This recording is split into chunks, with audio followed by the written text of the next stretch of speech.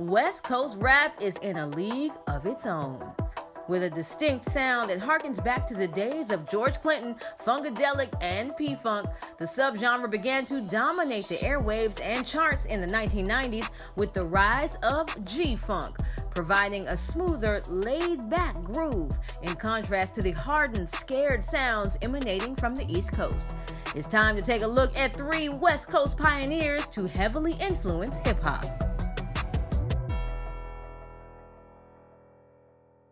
Just listen to all the competition out there and try to do my a lot better. Dr. Dre has been a trailblazer since Honeys was wearing Sassoons. The diverse range of skills Dr. Dre possesses is unparalleled. He is a hip-hop multi-hyphenate, producer, artist, diamond and multi-platinum album engineer, 6-time Grammy winner, and billion-dollar entrepreneur. Critics and fans alike marvel at Dr. Dre's ability to shapeshift in music while staying true to his roots. Dre's musical beginnings in 1985 with the world-class Wrecking Crew introduced a new sound in hip-hop that differed from what was blasting from boomboxes in New York City. Give me a drum machine, I'll show you something. Dr. Dre's production style included heavy bass lines, hypnotic melodies, live instrumentation, and hypnotic harmony that were dubbed G-Funk or Gangsta Funk. Dr. Dre played double duty as producer and lyricist on Eazy-E and Jerry Heller's Ruthless Records for NWA.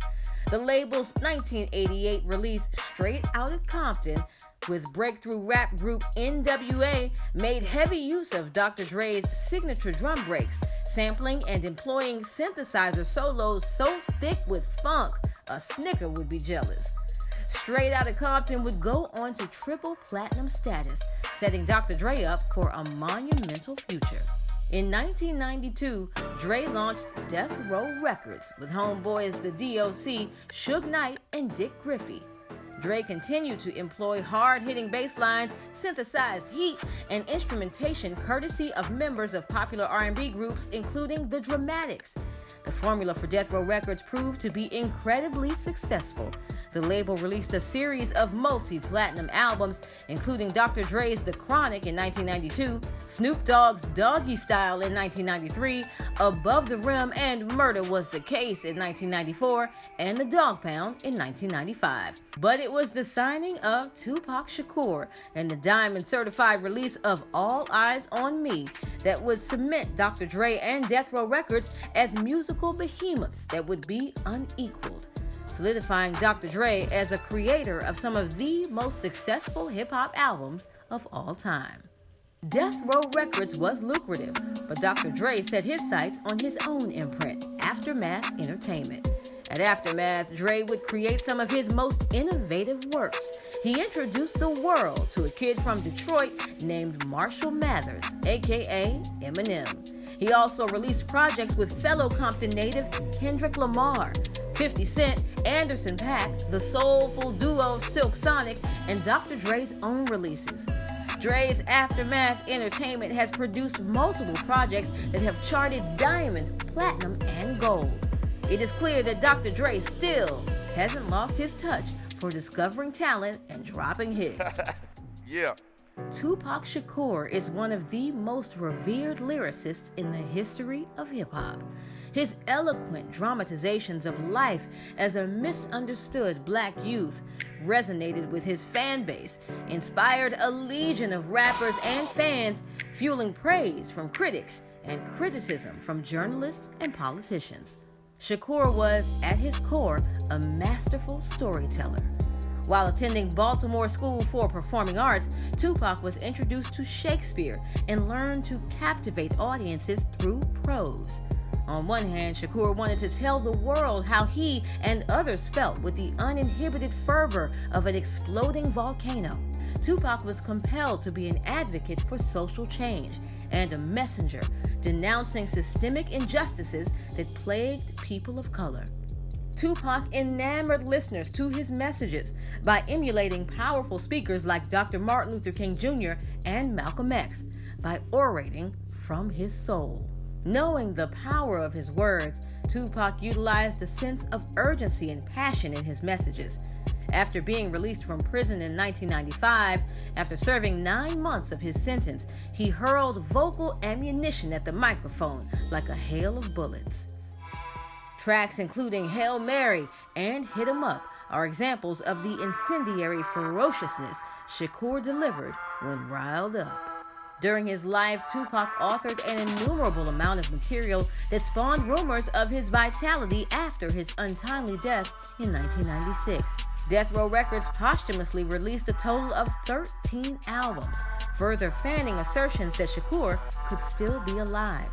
The only rapper to ever release 2 albums that charted #1 on Billboard 200, despite disputes about who's the best rapper of all time, no other hip-hop artist holds that distinction. Mic drop.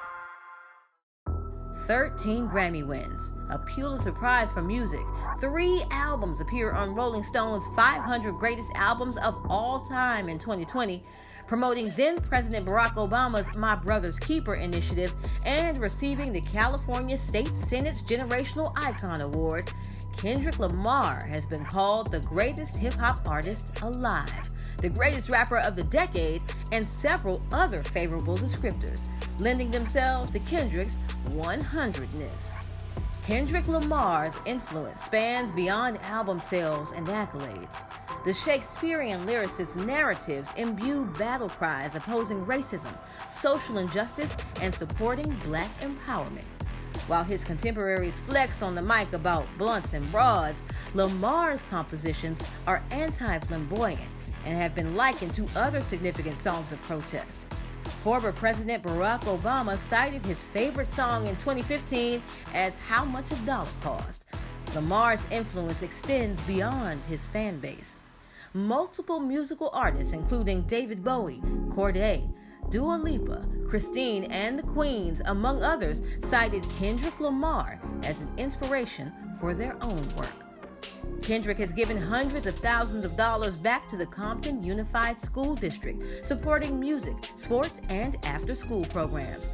Lamar understands that his imagery is far more important than the greenbacks. He frequently talks about how important it is to not only serve as role models for the youth, but to take the role seriously through leading by example. It's one thing to pay for a man's fish, it's another to teach him how to fish. A master wordsmith, Kendrick Lamar's art became the soundtrack of a struggle for justice, largely due to the barrage of police killings of unarmed Black men, followed by muted accountability. In 2015, a group of people who were sick and tired held the first conference of the movement for Black Lives at Cleveland State University. Shortly after leaving the conference, some of the attendees witnessed a 14-year-old Black juvenile being harassed by multiple police officers. When confronted by the group, the officers pepper sprayed them. Unfazed, the group of attendees stood firm, challenging authority, chanting the chorus in Kendrick Lamar's critically acclaimed anthem, All Right. That track became a political battle cry used in present-day protests. Kendrick takes full mastery over his words, inspiring and energizing people with every thoughtfully written lyric.